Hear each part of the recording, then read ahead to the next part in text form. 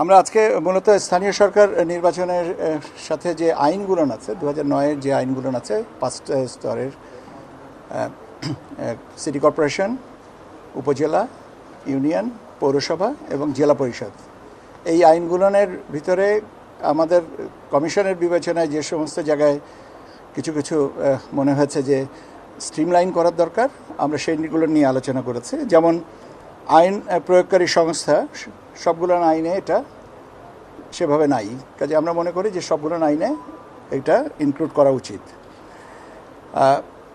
এমপিওভুক্ত শিক্ষকগণ যে নির্বাচনে করতে পারবেন কি পারবেন না, তো এই বিষয়টাও আমরা মনে করি, কমিশন মনে করেন যে না, এদেরকে এমপিওভুক্ত শিক্ষকগণ যেন নির্বাচনে অংশগ্রহণের অযোগ্যতা হয়।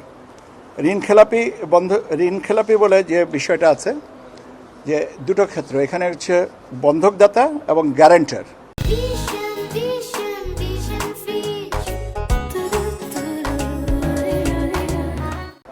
তো যিনি ব্যক্তিগতভাবে বন্ধকদাতা তিনি তো আছেনই, কিন্তু গ্যারান্টার যারা, তাদেরকেও ঋণ খেলাপি হিসেবে অযোগ্য করার একটা কথা, প্রস্তাবনাটা আমরা নীতিগতভাবে সম্মত হয়েছি।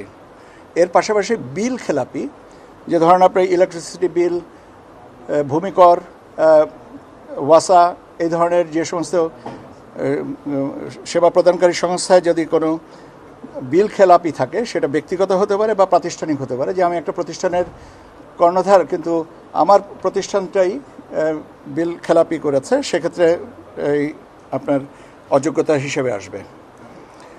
লাভজনক পদে, অফিস অফ প্রফিট, লাভজনক পদে থেকে নির্বাচন করা যাবে না।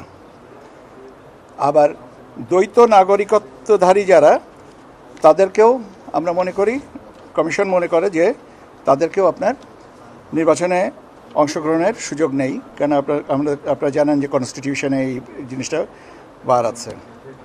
মূলত এইগুলো নিয়েই আমরা আজকে আইনগতভাবে, এবং এই আইনগতভাবে এই জিনিসটার পাশাপাশি আমরা আচরণ বিধিমালাগুলো সংশোধন এর ব্যবস্থা নেওয়া হবে।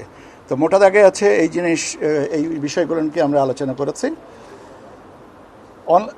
এনআইডি সংশোধনের ব্যাপারে কিছু প্রস্তাবনা ছিল, যেটা আপনার মাইগ্রেশন করা, ভোটার স্থানান্তর, এটা অনলাইনে করার পদ্ধতিটা আমরা বলছি যে আপনারা অনলাইনে আবেদন করেন, এবং এই মাইগ্রেশনের জন্য একটা সংশোধনী ফি দিতে হবে, যে সেই ফিজটা আমাদের যে প্রাতিষ্ঠানিক যে ফি আছে সেটাই নতুন করে এটা আসবে।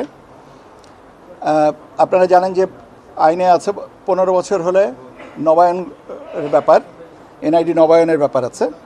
তো এনআইডি নবায়নের জন্য নির্ধারিত একটা ফর্ম, এবং সে ফর্মে কি কি তথ্য থাকবে, যেমন একটা ফ্যামিলি ট্রির কথা বলা হচ্ছে, যে আবেদনকারী বা যিনি এখন এনআইডিধারী, তিনি তার পরিবারের তথ্যটা দিবেন, যাতে সঙ্গতিটা আমরা মেনটেন করতে পারি, এবং এক্ষেত্রেও একটা ন্যূনতম ফির ব্যাপার আছে, এটা আইনের বিষয়টা আছে।